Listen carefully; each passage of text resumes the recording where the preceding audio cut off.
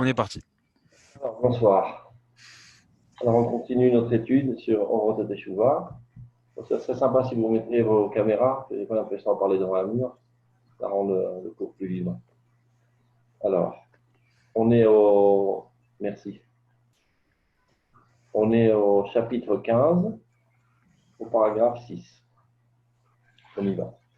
La Teshuvah à Eliona. On va traduire directement. La Teshuvah supérieure.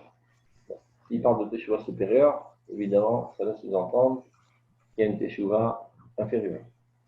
Donc, on va essayer de comprendre quelle est la différence entre ces deux genres de Teshuvah, Teshuvah supérieure, Teshuvah haute, et la Teshuvah tartona, et la Teshuvah inférieure, la Teshuvah basse, en haut. Donc, la Teshuvah Aïliona, la Teshuvah supérieure, chez Yesoda, Yaskala, Akedosha, Mitadrut, Asaga, Benoît Hashem, qui est fondée en fait sur une compréhension sainte et une perception du délice divin. On va comprendre ce que ça veut dire par la suite. Il y a Makor et Abassis, la Teshuvah tartona. Et la source est le fondement même de la Teshuvah inférieure. Et là, il explique le quoi dit-il, Shel Aïcharat Amaase, Veshel Itarlut Adinut Ameze, qui est en fait de rendre plus droit nos actions et l'élévation et le raffinement de notre tempérament. Car, de manière générale, le service divin apparaît sous trois dimensions. L'étude à la Torah, qui est le plus haut niveau, et de faire en sorte que notre conception soit adéquate à l'idéal divin. Il y a les mitzvot, c'est l'application au niveau de l'action. Et il y a les midot, c'est les traits de caractère.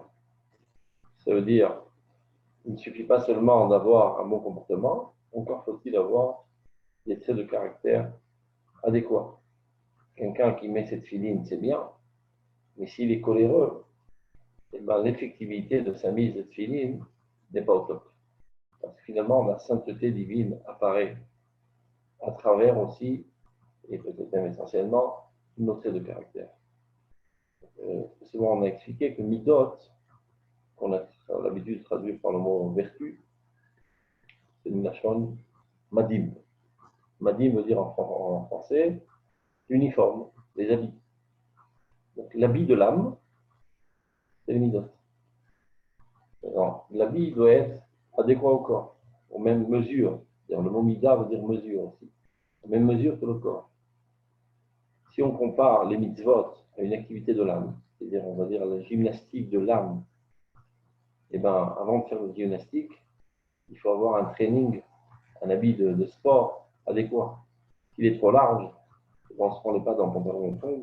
S'il est trop étriqué, on ne peut pas faire les véritables mouvements. Donc les midot, qui sont les traits de caractère, doivent être selon la mesure de l'âme.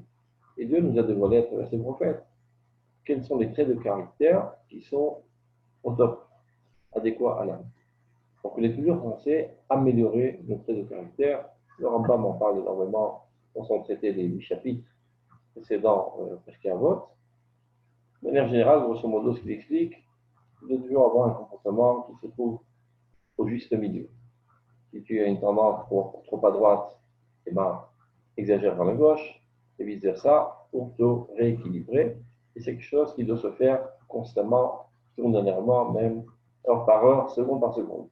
Comme quelqu'un qui a le doigt sur le pouls et qui s'examine constamment pour voir que tout va bien, eh ben, de manière générale, dans tous les comportements, tu dois toujours t'auto-analyser pour voir si tes tempéraments sont bien équilibrés. Si aujourd'hui tu as une tendance trop vers la droite, c'est-à-dire disons que tu es trop radin, eh ben, sois un peu plus dépensier pour t'équilibrer et vice-versa pour toutes les midotes. Donc c'est tout on va dire, la science de la morale, du moussa. Donc dit le Rav, il y a deux genres de teshuvah. Il y a la teshuvah suprême, qui est au niveau de la conception, au niveau de la compréhension de l'idéal divin. Et après, il y a la teshuvah plus basse, c'est au niveau de la concrétisation, au niveau de l'action. Maintenant, il faut savoir que cette teshuvah Elona, la teshuvah suprême, est le fondement de toute la Torah qui apparaît finalement dans tous ces comportements, toutes ces directives, dans toutes ces branches. Et dit, le Rav là quelque chose d'assez révolutionnaire pour les esprits un petit peu pragmatiques. Imishaer Adam, Shateshuva Tachtona et Menoa Mimenu Lesha'a, Mila Siga Bechol Shemuta, Yarutz et la Tshuva et Eliona, et sauf Akavod. Si quelqu'un évalue, il fait une auto-évaluation, il en arrive à la conclusion qu'apparemment, il n'est pas tellement capable pour l'instant d'être tout à fait au point au niveau du comportement. Il n'arrive pas à faire Tshuva au niveau de l'action. On peut se dire, bon, si je suis un sale type, rempli d'arborot, à quoi bon aller étudier la Torah et me lever dans les hautes sphères de la compréhension de la divinité si je suis aussi sale. Laissons tout tomber. C'est ce que disent les petits esprits pragmatiques. Dit le Rav Kook, exactement le contraire. C'est vrai que c'est impératif de réparer au plus vite nos comportements, de réparer au plus vite nos traits de caractère, et ce n'est pas encore une raison pour tout abandonner si on n'a pas réussi dans ces domaines. C'est-à-dire, même si tu t'évalues pour toutes sortes de causes, qu'elles soient légitimes ou illégitimes, que de fait, pour l'instant, tu n'es pas en mesure de réparer ton comportement et de réparer tes midot, tes traits de caractère. Et bien dit le Rav, Imisher Adam Shatshuva Tachtona. Si l'homme évalue que la tshuva basse, c'est-à-dire la tshuva au niveau du concret, au niveau du pragmatisme, Imenoa Mimenu Lesha, est inaccessible momentanément. Mais la siga Bechol Shemuta d'y adhérer de manière parfaite. Il y a route et la tshuva Eliona, sans aucun problème, qu'il accourt vers la tshuva suprême. Contrairement à ce qu'on pourrait penser. Très souvent, les gens ils disent tu ne vas pas gravir au 12e étage, alors que les étages précédents ne sont pas tout à fait au point, que les fondations sont branlantes, etc. Ce n'est pas une bonne démarche. C'est vrai qu'a priori, ce n'est pas comme ça qu'on construit, mais ce n'est pas ou ça ou rien. C'est vrai que de manière normale, on devrait d'abord construire les fondations au premier étage, deuxième étage, et gravir au 12e étage. Mais si ta personnalité est conçue de la manière suivante, où il y a des barrages psychologiques ou autres qui t'empêchent pour l'instant, momentanément, c'est-à-dire qu'au niveau de ta volonté, tu as une volonté très très forte et très sincère de vouloir réparer tes comportements et tes traits de caractère. Mais au niveau de tes capacités morales, mentales, psychologiques ou autres, tu ne te sens pas à la mesure de le faire pour l'instant. Ce n'est pas une raison pour arrêter de gravir les échelons dans la spiritualité, même la plus haute. Ce que tu es capable de comprendre et d'en être enthousiasmé, fais-le au plus vite. Il y a route et la tchouva est là. Vesof akavod lavo. Et là, il y a une aftacha, qu'on dit aftacha en français, il n'y a pas de micro. Une promesse. Une promesse du Rav Kook que si tu adoptes cette démarche, finalement, tu arriveras aussi à réparer tes comportements et tes mitzvot. Sauf à kavod lavo. Kevan shebechefzo apenimi unote verotze letamem beyado et shte ateshuvot. Et là, le Rav Kook il explique, c'est plus qu'une explication, on pourrait dire que c'est même une condition. Parce qu'en fait, au plus profond de son désir, il tend et il veut parfaire les deux aspects de cette échouva. On ne parle pas de quelqu'un qui d'emblée renonce au comportement et a développé une approche bizarre de Dieu, de se dire la Torah c'est quelque chose de spirituel, donc moi je m'adonne seulement à la spiritualité de la Torah, là la c'est pas fait pour moi. Mais quelqu'un qui agit de cette manière, il n'y arrivera jamais à l'âge. Ce n'est pas de ça qu'il s'agit. Au contraire, à propos de ça, il est marqué dans Pirkei Avot, celui qui a une plus grande sagesse qu'une application au niveau du comportement, finalement, même sa sagesse, il ne l'aura pas en main. Pirkei Avot parle d'un profil qui, par, on va dire, par conviction, quelqu'un agit de la sorte, qui a tendance à dédaigner, à mépriser le monde de l'action. Ce n'est pas de ça que l'on parle. On parle de quelqu'un qui est conçu normalement, qui comprend qu'on ne peut arriver à une communion avec Dieu que si seulement notre comportement et nos midotes, nos traits de caractère sont tout à fait au point, mais qui, provisoirement, a une certaine faiblesse. Donc, dit le Rav Kook, ce n'est pas parce que tu as une faiblesse que c'est une raison pour te déconnecter totalement d'un cadeau de jour. Donc, provisoirement, ne tentez pas, ne rentre pas la tête dans le mur, on dit, à vouloir t'acharner, d'abord et avant tout, à corriger ton comportement et seulement après t'élever aux hautes sphères de la compréhension de la Torah. Non. Adonne-toi d'abord à ce qui t'est le plus facile et le plus adéquat et baigne dans la sphère la plus haute de la divinité. Mais Meshach Hazman, et finalement, le long du temps, courant du temps, en fin de compte, cette tchouva suprême l'amènera à la tchouva pragmatique, technique au niveau du comportement et des niveaux.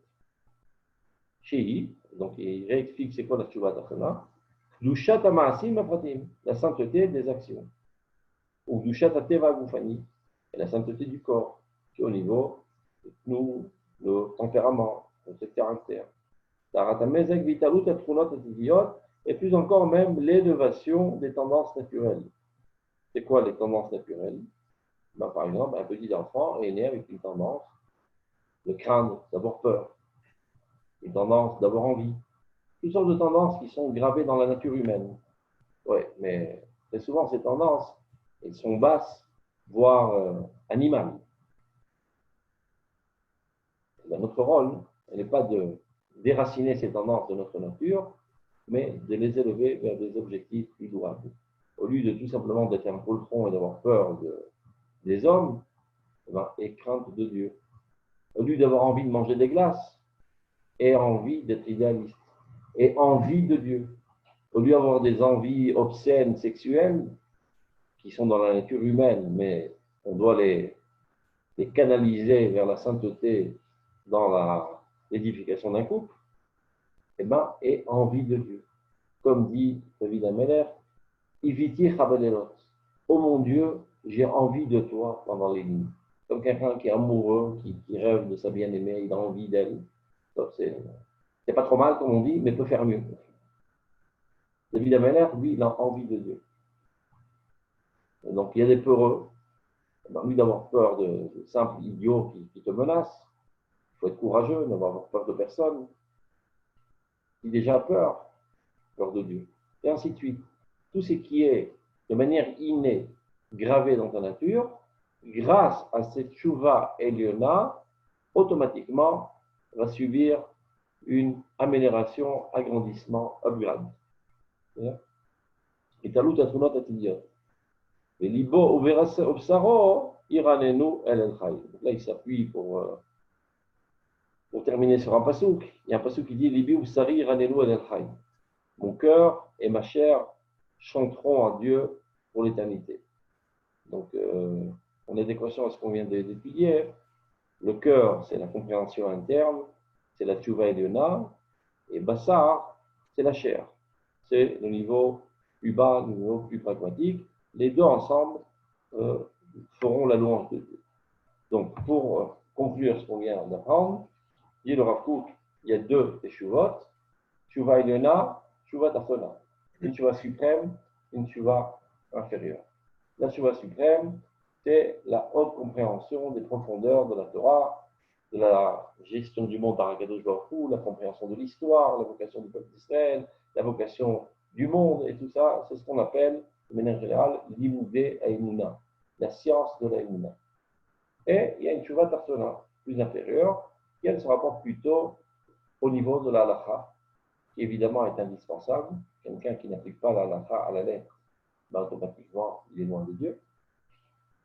Mais, dit le Rav Kook, il ne faut pas entrer la tête dans le mur, il ne faut pas être têtu, il ne faut pas s'entêter, comme on dit.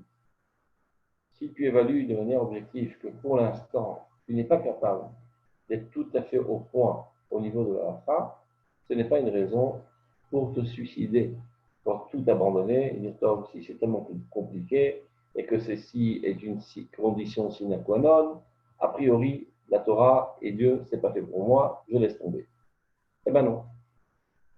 Si tu ressens une attirance vers la spiritualité de la Torah, et ça te donne un sens à ta vie, une envie de vivre, eh bien vas-y, à fond la caisse, mon ami.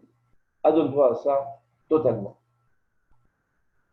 Vu que, au plus profond de ton désir, tu veux véritablement appliquer la halakha, sans aucun doute, ces études-là, finalement, auront des répercussions et renforceront ta volonté et ta capacité et t'amèneront à être capable de surmonter toutes les épreuves et à long terme d'appliquer toute la halakha au niveau le plus microscopique. On continue. Piskazaï. À vrai dire, les trois piscotes qu'on va étudier vont tous dans le même sens. C'est très important parce que très souvent, les gens ont une approche très, très pragmatique de croire que la teshuva, c'est au niveau du comportement. La teshuva est d'abord avant tout au niveau de la conception. La teshuva est bien plus haute que toutes les autres mitzvot. C'est la raison pour laquelle le Rambam, dans le décompte des mitzvot, n'a pas rentré la mitzvah de la teshuva. Ce serait un petit peu profaner la grandeur de la teshuva, de la mettre au niveau des mitzvot. Tu ne peux pas dire, voilà, il y a Shabbat, Kashrut, Filin, je ne sais pas, Nida, etc., et Tchouva. Et Tchouva dans quoi? Dans Shabbat, Kashrut, Filin, etc.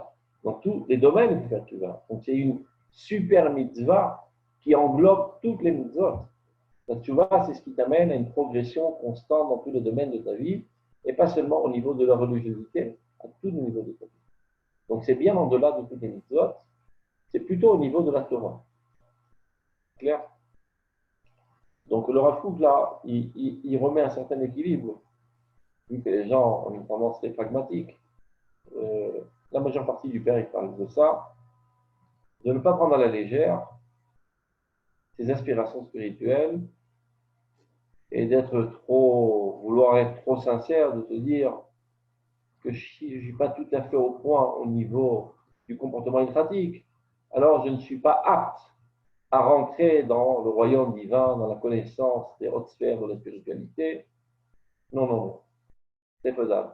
C'est vrai qu'a priori, c'est la démarche normale, mais s'il y a des entraves à cette démarche, ce n'est pas une raison de renoncer à la proximité de Dieu.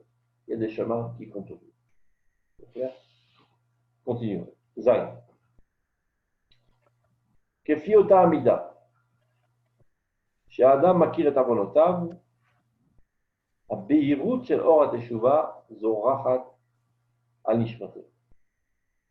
אף על פי שלכאורה עדיין לא זכה לגביות התשובה בלבבו וברצונו. מכל מקום, הרי אורה חופפת ומרחפת עליו, וכבר היא פועלת לברות אותו בריאה חדשה. On comprend?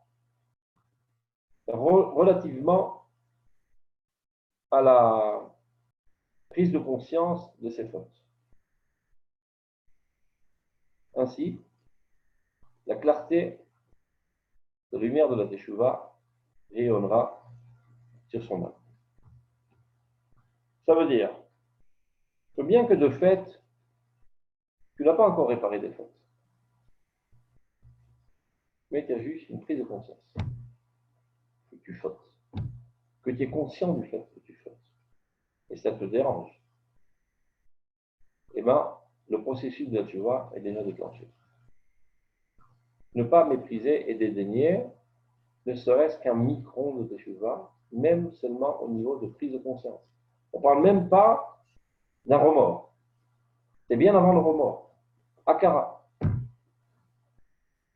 Quelqu'un arrive à prise de conscience, il est vrai que mon comportement n'est pas au point. Ça ne veut pas dire que c'est assez mûr dans ma perception, de manière à m'amener à un remords. Je n'en suis pas encore au stade du remords. C'est juste une prise de conscience. Nous enseigne alors Rav Kook que cette prise de conscience commence déjà à ouvrir une lucarne dans ta personnalité qui permet le rayonnement de la teshuva de pénétrer ta personnalité et de commencer à l'illuminer. Et c'est comme ça que commence le processus. Tout est déjà déclenché. Kefi ota amida, c'est-à-dire plus tu es conscient de tes fautes, ainsi, à birut la teshuva zerachat. La clarté du rayonnement de la teshuva rayonne dans ton âme.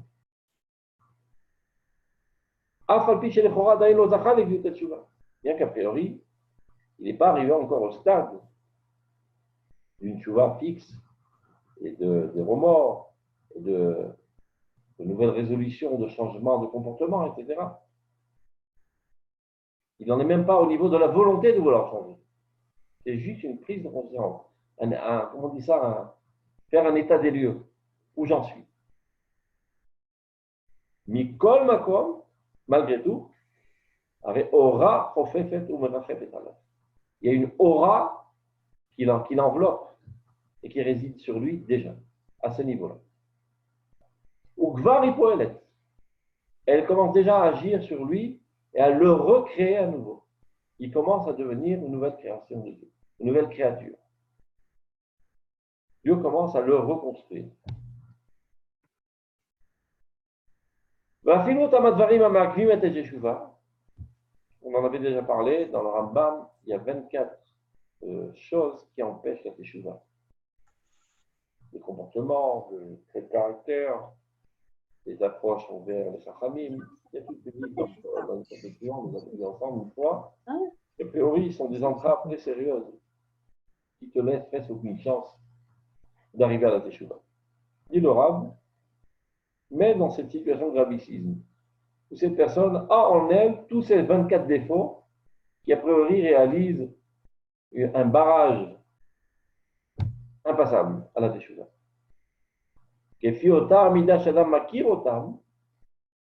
Si l'homme en est conscient, il est conscient de cet art qu'il a dans sa personnalité. Et il ne fait pas l'aveugle, il ne fait pas comme si que cet art n'était pas en lui. Alors, l'empêchement que ces choses réalisent s'affaiblit. Et le venin qu'il y a en elle, dans ces 24 barrages, aussi sera pris. Donc on voit là l'importance de la prise de conscience. Ça revient à plusieurs reprises, énormément de fois dans le livre de Teshuva. La Teshuva est une énergie atomique. Même la plus petite particule de Teshuva que tu puisses attraper, prends-la en main. Ne dédaine pas, ne méprise pas. Même si tu es au plus profond de l'abîme de la Touma, ne te dis pas, je suis foutu, à quoi bon y penser, de toute manière, j'ai aucune chance d'en sortir, et j'ai pas envie d'en sortir, et je suis bien où je m'en trouve, ne me prenez pas la tête. Non. Si tu es capable, même en fautant, d'avoir une prise de conscience que ta situation n'est pas normale, c'est déjà une ouverture à la lumière de la Teshuva. Et cette ouverture fera en sorte que la lumière de Teshuva te pénétrera et va commencer à avoir son effet actif sur ta personnalité et mûrir jusqu'à t'amener à des remords, jusqu'à t'amener à prendre de nouvelles résolutions et finalement t'amener à changer de comportement.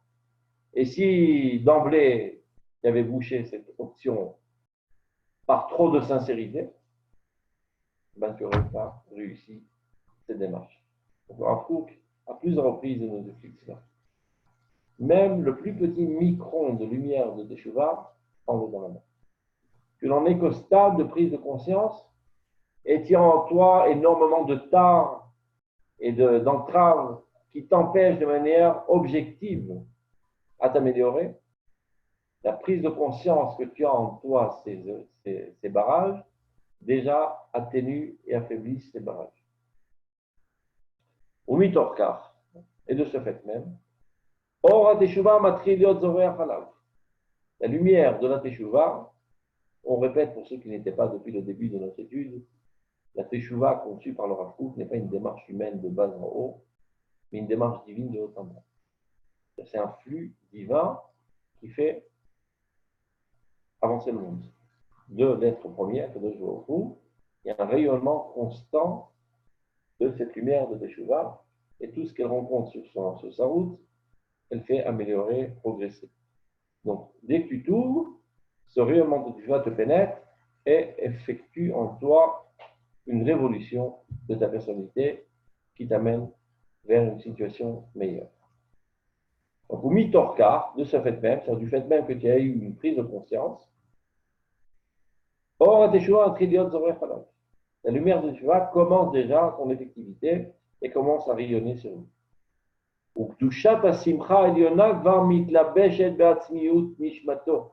Et plus encore, la sainteté du bonheur suprême, de la joie suprême, commence déjà à habiller son essence, l'essence de son âme.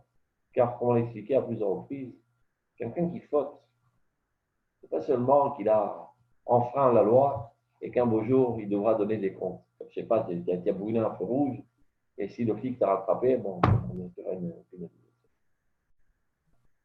Faire une avéra, c'est prendre un poignard et de rentrer ça dans le cœur. Et tu gicles de ça. Dans le cœur de ton âme. Et chaque fois que tu fautes, ton âme est horriblement attristée. Et elle baigne dans une tristesse. Dès que ce rayonnement de Teshuvah commence à l'éclairer, la joie réapparaît en elle. Le bonheur réapparaît dans l'âme.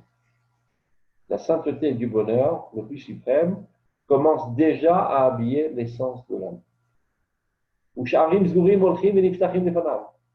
Et alors, tous les portails qui étaient fermés devant lui s'ouvrent. Ça veut dire son auto-évaluation de se dire je ne suis pas capable, c'est trop dur pour moi, c'est infaisable. Tout d'un coup, il commence à se rendre compte que c'est faisable. Et bien, tout simplement, de quoi ça provient? Du fait qu'il n'a pas dédaigné et méprisé cette prise de conscience. Ça a continué une plus grande ouverture dans sa personnalité, qui a fait pénétrer en lui ce rayon de Teshuvah qui n'est autre qu'un surplus de vie en lui, de manière objective. Et alors, jusqu'à présent, il se sentait trop faible et trop petit face à cet ennemi qui est le Yetzer Hara, voilà que maintenant il a grandi. Et le Yetzer Hara, qui pensait être comme une montagne, devient à ses yeux comme une petite colline de rien du tout. Parce que lui, il a grandi de manière absolue, objective. Grâce au fait qu'il s'est pris au sérieux dans cette prise de conscience, et c'est ce qui lui a permis que le rayonnement de la Teshuvah le pénètre. Alors, Sharim Zgourim, Olchim et Niftachim Nefanav. Tous les portails qui étaient fermés devant lui s'ouvrent. Et sauf kol sof, il y a les mida, il y en a kazou, chez Kola Adurim, Itiashku. Et la fin du processus est que tous les bosses qu'il y avait sur la route s'aplaniront. Il y avait un chemin qui te paraissait impassable, c'est-à-dire il y a toutes sortes de trous et de collines et de bosses, auxquels je trouve t'aplanir devant toi et tout devient maintenant accessible. Comme il est dit dans le Passouk, Kol gay inassé, toute vallée sera élevée, et Kol har vegiva ishpalu, toute montagne et toute colline seront rabaissées, c'est-à-dire Dieu fait en sorte qu'il passe devant toi avec un bulldozer et t'aplanit le terrain pour que ta progression soit facile. Vayakol et Mishor, Vayachassim et Bika. Continuons, jusqu'à fait. Keshadam Shabbat Tshuva. ואיננו מניח את תשובתו. אף על פי שיש בידו דברים המעכבים את התשובה, שנדמה לו שלא יכול לשוב עליהם, ומכל מקום הוא אוחז ברעיון התשובה, סוף סוף יבוא גם כן לשוב מאותם הדברים המעכבים את התשובה. Donc c'est toujours dans la continuité du même thème. Lorsque quelqu'un fait teshuva, là, on est à un stade plus avancé que les précédents. Il a déjà des résolutions et il commence à améliorer ses comportements. et qu'on dit, et non manière, tu vois, il ne laisse pas tomber sa tchouva. Il s'y agrippe très fortement. Bien que la vie est dure, il y a énormément de problèmes, de crises en route, et des reculs, et des avances. Il ne faut jamais rêver que la tchouva va être un processus constant sans aucun problème. De manière générale, rien dans ce monde ne se déroule de la sorte.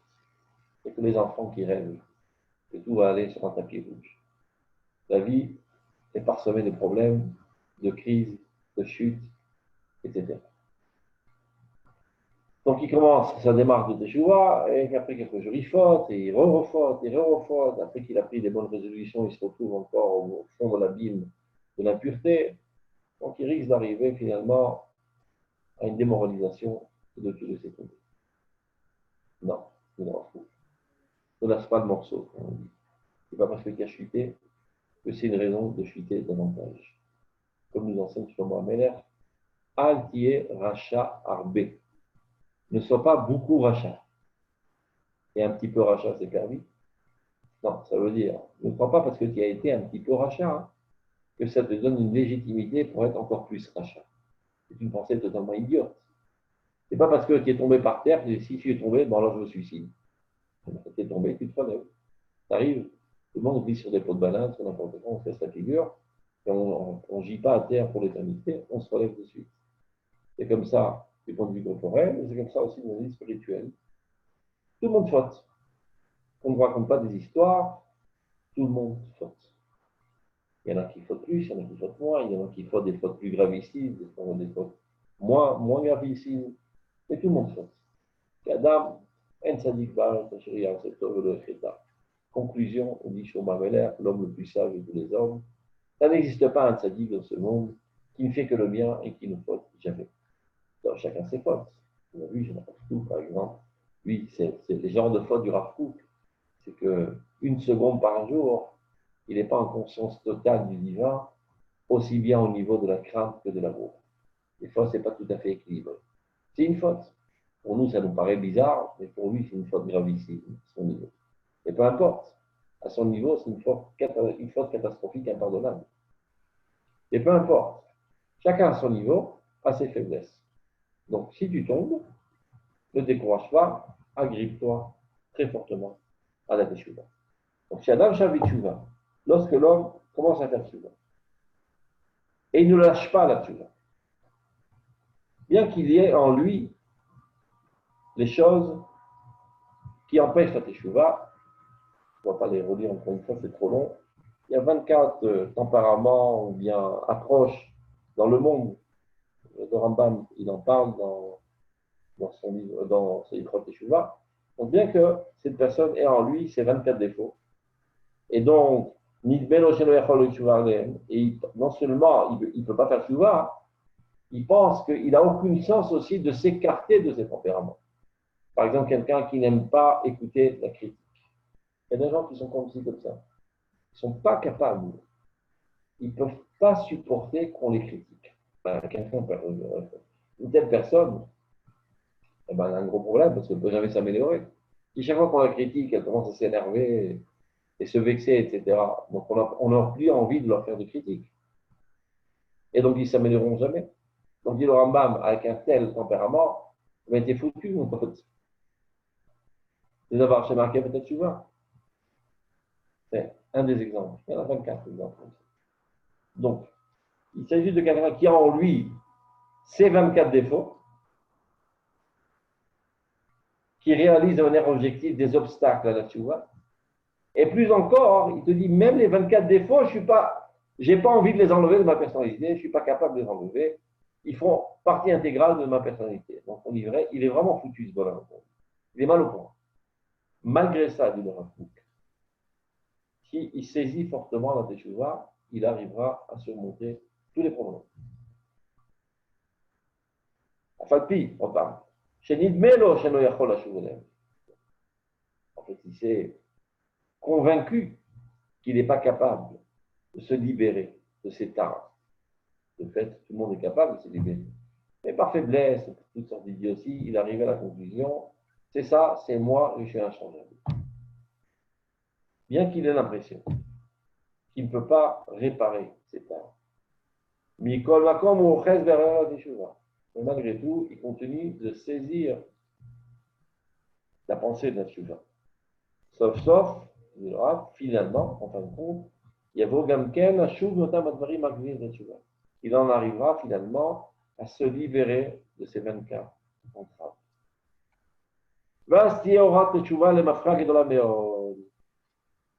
Finalement, cette lumière de Teshuvah brillera sur lui rétroactivement. Qu'est-ce que ça veut dire? On a dit tout à l'heure, par exemple, qu'on a parlé de la Teshuvah et de la Teshuvah Tartona. C'est-à-dire la Teshuvah au niveau du changement conceptionnel et la Teshuvah au changement au niveau du comportement. Non, lorsque quelqu'un fait Teshuvah, ça répare sa personnalité, même rétroactivement. Supposons qu'il se trouve maintenant à la date X et qu'il a déjà un changement de conception. Mais il n'a pas encore un changement au niveau du comportement. Le changement du niveau de comportement, peut-être ce sera dans 1 an ou 2 ans. Le jour où il aura changé son comportement, on considérera sa teshuva pas seulement à la date X où il a changé son comportement, mais à la date X moins 2 ans où il avait déjà changé sa conception. Ça veut dire cette maturité qui apparaît de fait au niveau du comportement a commencé à germer au niveau du changement de la conception. Donc c'est ça la date d'origine de cette teshuva. Et pas seulement au niveau des faits. D'accord? ואז תהיה אורת תשובה למפרע גדולה מאוד. ומתוך יציאתה מן המצר, מתוך העיכובים הגדולים, תפעל בכוח עז וחזק מאוד. Lorsqu'elle sortira de cette détresse et de tous ces barrages, toutes ces entraves, elle agira de manière très puissante. C'est que chaque chose qu'on empêche, finalement, quand ça sort très fortement. Et donc, si vous avez un tuyau d'eau et vous pressez la fin du tuyau, ben, ça gicle beaucoup plus fort que quand vous laissez couler. D'accord? Donc, il y avait toutes sortes de barrages qui empêchaient son âme d'apparaître. Il a réussi finalement, à longue échéance, à casser tous les barrages. Et ben, son âme giclera très, très, très fortement et il va entrer à vitesse grand V après dans sa démarche de teshuva. Souvent, au début, ça va très lentement. Alors, les gens peuvent se désespérer et craindre. Ça germe.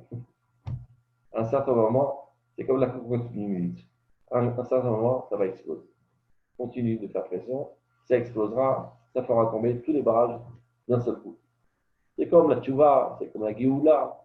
La géoula aussi, c'est kima akima, petit à petit. Mais à la fin du processus, c'est déjà plus petit à petit, ça va à vitesse grand V. C'est comme quand il y a un barrage qui empêche un torrent d'eau. Alors on commence à creuser un tout petit trou. Alors ça coule au goutte à goutte. Et puis on continue à creuser, le goutte à goutte devient de plus en plus fort. À un certain moment, tout le barrage tombe et s'écroule devant le torrent d'eau et ça va à vitesse grand V. C'est exactement pareil. Il y avait toutes sortes de barrages psychologiques à cause d'habitude, toutes sortes de choses, de faiblesse, de honte, qui t'empêchaient de faire souvent.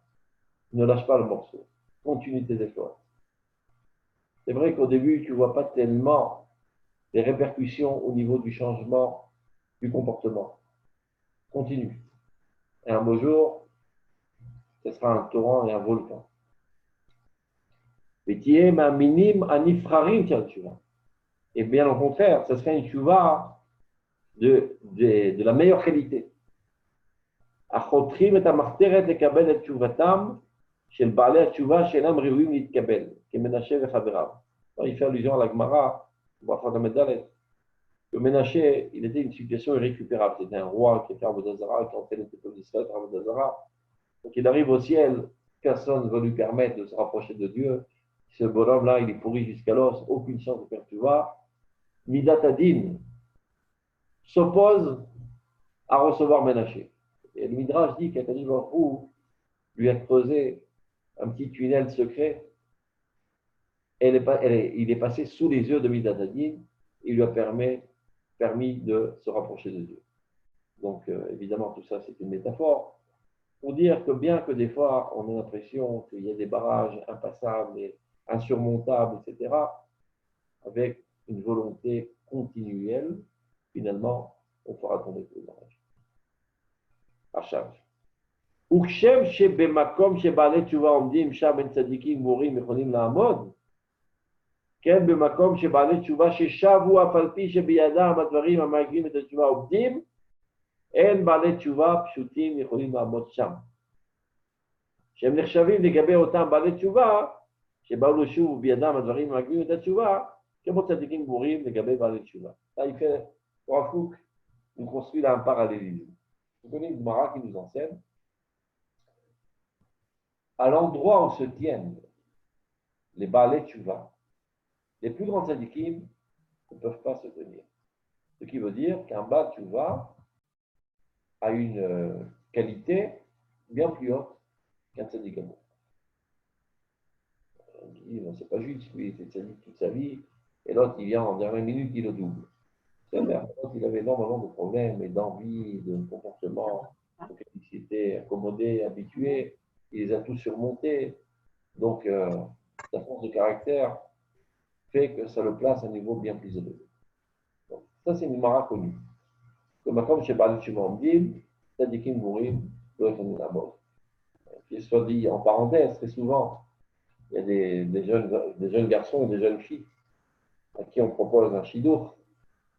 Alors, ils posent des questions indiscrètes. Elle a toujours été religieuse? Et qu'est-ce que ça peut te faire? Non, je veux savoir. Pourquoi tu veux savoir? Non, juste comme ça pour savoir. En fait, ce qui cache derrière sa tête, c'est qu'à ses yeux, si elle n'a pas toujours été religieuse et que maintenant elle est religieuse, elle est de deuxième choix. Grosse erreur, dit Strachamim. Elle est de premier choix, plus que celle qui a été religieuse toute sa vie. Parce qu'elle a réussi à faire une révolution insurmontable, elle a surmonté tous les barrages. Donc ça, c'est ce que la Gemara nous enseigne. Bien le Rav Kook, sur ça, invente une nouvelle Gemara. Il dit, où se tiennent les Baalei Teshuvah, qui avaient des Dvarim Amerkvim et Teshuvah, qui avaient dans leur personnalité toutes sortes de traits de caractère ou de comportement qui, a priori,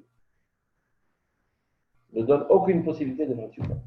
Comme le Rambam en parle dans les 24 choses qui empêchent de faire Teshuvah. Et qui, malgré cela, ont réussi à surmonter tous les problèmes et sont arrivés à la Teshuvah, et bien ceux-ci, ces gens-là, se tiennent bien plus haut que tous les Baalei Teshuvah standards. Vous avez compris là, le parallélisme? Comme le Baal Teshuvah en rapport avec le Tzadik Gamour, qui est bien plus haut que le Tzadik Gamour, le Baal Teshuvah qui avait en lui ses 24 tares et qui, malgré elle, a réussi à les surmonter toutes et accéder à la Teshuvah, est considéré comme un hyper Baal Teshuvah relativement à un Baal Teshuvah normal, qui lui n'est que relativement lui que comme un Tzadik Gamour. Donc, en passant, si déjà il parle de ce processus de forcer les barrages, il déraille un petit peu le Rav Kook sur la tfila.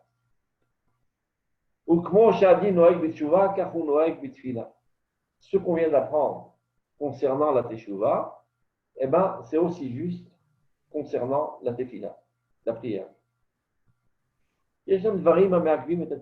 Parfois, il y a toutes sortes de barrages à la tefila.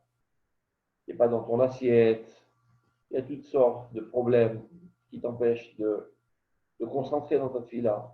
Des choses objectives, techniques, matérielles, corporelles, psychologiques, mentales, qui font que, a priori, tu n'as aucune chance de réussir à prier.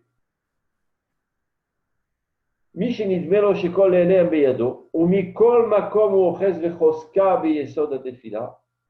qui considère qu'il a en lui tous ces barrages et qui, a priori, n'a aucune chance de réussir sa prière. Et malgré tout, il se renforce. Il saisit très fortement le fondement de la tefila. Il interpelle Dieu constamment. Bien qu'il se sent sale et impur et loin de Dieu, il ne lâche pas le morceau il ne renonce pas à Dieu, il appelle et crie vers Dieu constamment. Sofo shiasuru mimenu kol hadvarim hamaraglim. À longue échéance, il arrivera à écarter toutes ses entraves. Et sa prière sera une des meilleures prières du monde. Une des meilleures prières de tous les tzadikim. Quelqu'un qui a une force de volonté telle, qui fait tomber tous les entraves et qui ne renonce pas à Dieu, cette prière sera très très forte. Non seulement elle sera très très forte, elle réparera rétroactivement toutes les tfilotes qui ont été barrées jusqu'à présent. Et le Rav Kook pousse le vice encore plus, et fera monter toutes les tfilotes qui ont été empêchées de monter de toute l'humanité. Pas seulement ses propres prières à lui. C'est quelqu'un qui a prié un tunnel souterrain secret vers Dieu. Oups, toutes les prières passeront par ce tunnel. Regardez. Mais alors,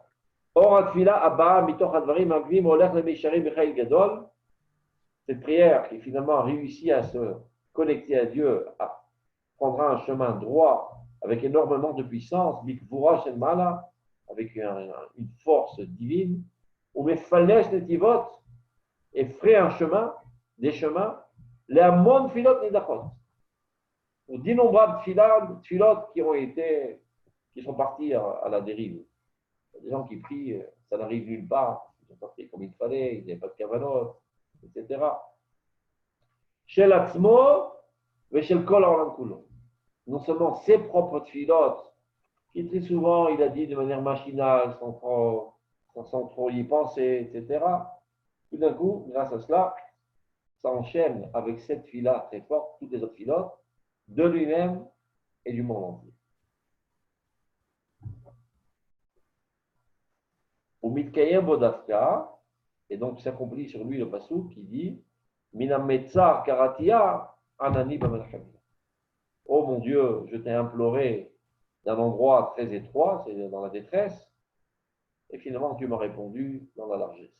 C'est-à-dire ce bonhomme qui était coincé comme dans un étau, tellement il était bloqué à accéder à Dieu, et il a réussi à forcer tous les barrages, donc il arrive finalement dans les bras de Dieu. Hachem Liloïra, Maya Sili Adam, Hachem Libe'ezra, Dieu est en mon aide, etc. Donc, dernier paragraphe, je crois qu'on va en train de terminer, peut-être, pas trop long. Rayon Teshuvah. Asharoui Ba'adam Tamid, Uyesot Kol Ma'alot HaTovot. La pensée de Teshuvah qui se trouve constamment dans l'homme est le fondement de toutes les qualités les meilleures. Ça veut dire que si tu veux réussir dans la vie, dans tous les domaines, pense constamment à la Teshuvah. Ce n'est pas quelque chose qu'on fait de temps à autre, la Teshuvah. C'est comme les Havdim, une pensée obsessive à laquelle tu penses constamment. Comme quelqu'un qui est amoureux fou de son ami. Là, il est en train de cuisiner, mais il rêve de son ami. Il est en train de courir, il rêve de son ami. Il mange, il rêve de son ami. Il est tout le temps en train de rêver de son amoureux, de son amoureuse. C'est une pensée qui est derrière la tête constamment. Rayon a Teshuvah, la pensée de la Teshuvah.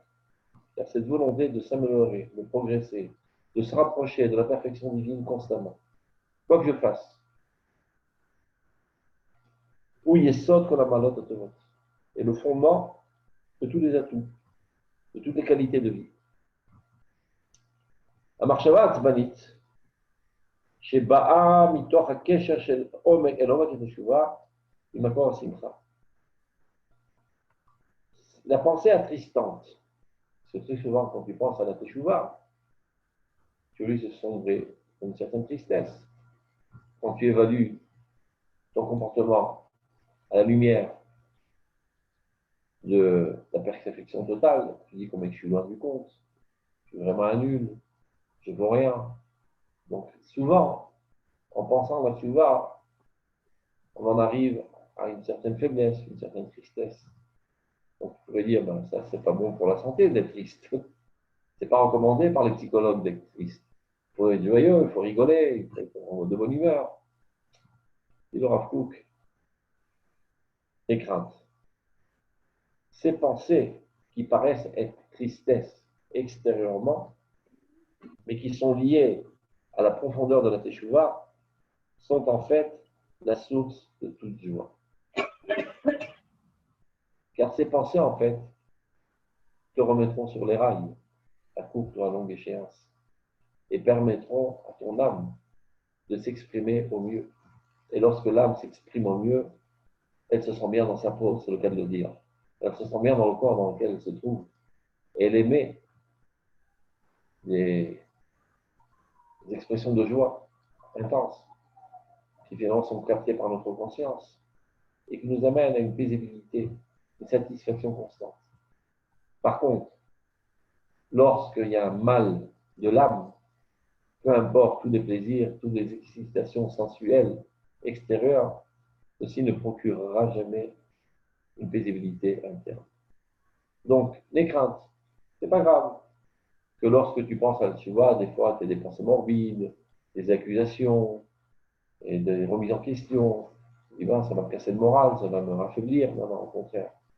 Parce que ceci est la cause qui t'amènera finalement à t'améliorer et à rendre ton âme heureuse. Et lorsque ton âme sera heureuse, ta conscience sera heureuse, ta personnalité entière sera heureuse. Donc, ceci est la source de tout le bonheur. התכונה היסודית של התשובה היא השארה בגודל השלמות העליונה של אלוהות. ומתוך כך העוונות בולטים הרבה מאוד. C'est-à-dire le fondement même de la Teshuvah est l'évaluation de la grandeur, de la perfection la plus suprême de la divinité. C'est-à-dire, plus tu prends conscience combien que Dieu est grand. Tu peux dire que ça peut faire que Dieu est grand. Ouais, mais tu es censé ressembler à Dieu. Plus tu concernes la grandeur de Dieu, plus tu te rends compte combien tu es loin du compte. Et c'est ça qui te met en dynamisme constant de te perfectionner. Si tu te compares à des nuls, ben, tu te sens bien dans ta peau, tu dis, je suis grand. Regarde, tous autour de moi, c'est des âmes, c'est des nuls, c'est des méchants, des salauds. Et moi, je ne suis pas trop nul, tu vois, j'assassine pas les petits-enfants, ni les femmes. De temps en temps, j'assassine quelqu'un, c'est pas trop grave. Quelqu'un qui vit, je sais pas, dans un environnement de la mafia, par exemple, sont tous des criminels. Et lui, il n'est pas tellement criminel, il se sent bien dans sa peau. Donc, tout est une question de comparaison. Mais si tu te compares à la perfection divine, ben, tu vois comment tu es loin du compte. Et c'est ça qui te met en mouvance de progresser vers le haut. Ou mitorkach haavonot boltim armeod. Alors tes péchés sont très apparents. Shata avonoten enegdecha alumoenu lemorpanecha. Lorsqu'on met nos péchés face à toi, ben, on se rend compte combien qu'on est loin du compte. וכיוון שמרגישים שהרגשה של החטא בכל אופן באה היא מתוך ההאבקה האלוהית של הנשמה, מתמנים מזה הרעיון עצמו גיל וגודל אינסוף. וחדוות השמחה האצילית הולכת ומתגברת יחד עם דיקות הלב של לבוש הנפש. Ça vient continuer ce qu'il est dit au début. Cette tristesse, les craintes, elle ne veut pas te faire sombrer dans un désespoir. En fait, lorsqu'on ressent que cette sensation de la faute provient du rayonnement resplendissant de la divinité sur notre âme, alors cette pensée elle-même nous emplit de joie. Qu'est-ce que ça veut dire? Très souvent, des gens qui se sentaient très bien dans leur peau. La vie est belle, il s'apprécie, il est content de lui. Et un beau jour, il commence à perturber. Et tout d'un coup, il se sent très mal. Qu'est-ce que je suis sale? Qu'est-ce que je suis pourri? C'est horrible. C'est des mamas à savoir. Quand j'étais loin de la Torah, je me sentais très bien dans ma peau. Depuis que je me suis rapproché de la Torah, je me sens très mal dans ma peau. On laisse tomber, je ne suis pas un suicidaire, je m'écarte. Fais-toi une auto-analyse. Qu'est-ce qui t'arrive? Jusqu'à présent, tu étais dans l'obscurité totale. Donc, tu ne voyais pas toutes les taches horribles que tu avais sur ta chemise. Dès qu'on allumait la lumière, tu as été éclairé à la lumière de Dieu. Tu verras toutes les saletés qui étaient sur toi. Donc, le fait que tu aies une prise de conscience des saletés que tu as sur toi, sois-en joyeux, ça prouve que tu es illuminé, ça prouve que la divinité se rapproche de toi. Ça paraît paradoxal. C'est-à-dire, plus tu te rends compte des saletés de ta personnalité, plus cela prouve que ton âme commence à rayonner dans ta personnalité et éclairer tous les bas-fonds de ta personnalité. Et c'est ça ce qui va t'amener à t'auto-nettoyer. Donc c'est vrai qu'il y a une époque, une petite période intermédiaire un peu dure à vivre, mais ce n'est pas grave. Ce n'est que provisoire. Continue, tu arriveras. Donc c'est ce qu'il dit là. Yachad imdik utalev. Chez vous, chez Nefesh, en mode de Darkat Ateshuva. Et d'un côté, il y a une joie incommensurable du fait que Dieu rayonne sur toi, et c'est ça qui te permet de voir toutes les saletés. Et ceci apparaît avec des effets secondaires accompagnants d'un petit peu de souffrance, par prise de conscience, un constat des lieux de ta personnalité. À Teshuvah, le Philizé, mais via l'idée Géoula Befatiou. Et donc finalement, la Teshuvah t'amènera à une délivrance. מתוך הבהירות האלוהית שמתגברת בקרבו, ניגע לאדם מכל שריבות של הכוחות הזרים השולטים עליו. Grâce à la clarté divine qui se renforce en lui, l'homme se délivre petit à petit de tous ses asservissements, de toutes ces forces étrangères qui avaient une influence sur lui. Il a adopté toutes sortes de comportements qui ne sont pas fidèles à sa nature. Il en est maintenant asservi, il en est esclave. Et grâce au fait que maintenant il s'est rapproché de Dieu, petit à petit, il va se libérer de toutes ces manières, de toutes ces bassesses. Ce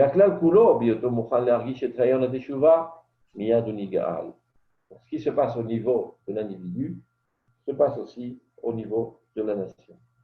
Dès que la collectivité du peuple d'Israël commence à ressentir ses tares, ses faiblesses, la civilisation est super. Ça prouve qu'il est en processus de Géoula. Ça prouve que la divinité est en train de l'éclairer, qui l'amène à cette prise de conscience. Si on veut en revenir au sionisme, ben pendant 2000 ans, on se sentait bien en exil. Et voilà que tout à coup, on se sent mal en exil. Et on commence à comprendre que ce n'est pas notre lieu naturel. On est digne d'une autre situation. Qu'est-ce qui a fait cette prise de conscience? Un éclairage divin. La divinité rayonne plus fort sur la collectivité du peuple d'Israël, qui l'amène à cette prise de conscience qu'elle est digne d'une indépendance nationale et de ne pas vivre sur la botte d'égoïsme et de ne pas vivre des miettes sous les tables d'égoïsme à travers le monde, mais de retourner dans son pays, dans son État, avec son indépendance, etc. Tout ça est le fruit de cet éclairage divin qui nous amène à cette prise de conscience que notre situation n'est pas normale. Donc, l'amène fait un parallélisme entre l'individu et la nation. Si quelqu'un a une prise de conscience de ses bassesses, de ses petitesses, ça prouve qu'il est déjà éclairé par Dieu. Donc, qu'il ne fasse pas recul, au contraire. Qu'il en soit joyeux, qu'il ait cette prise de conscience de ses bassesses. C'est ça qui va le libérer de cet asservissement à toutes ces bassesses. De même la nation. C'est-à-dire, et alors il sera délivré, le peuple. Et tout ça découle de la clarté du rayonnement divin sur lui, avec la pensée de la teshuva, aussi bien la teshuva de l'individu que la teshuva de la nation. Donc, on arrête là pour aujourd'hui. Portez-vous bien. Shalom à tous, Toda Rabba Rabbi Touchan. Un prochain cours Bezrat Hashem la semaine prochaine, même jour, même heure. C'est ça? Voilà, Bezrat Hashem. Pour les autres cours de l'Ilmod, vous recevrez les infos sur les groupes WhatsApp silencieux. Pour ceux qui ne sont pas encore sur le groupe, vous avez juste à demander, on vous envoie le lien. Voilà, Erev Tov les Koulam. Toda Rabba.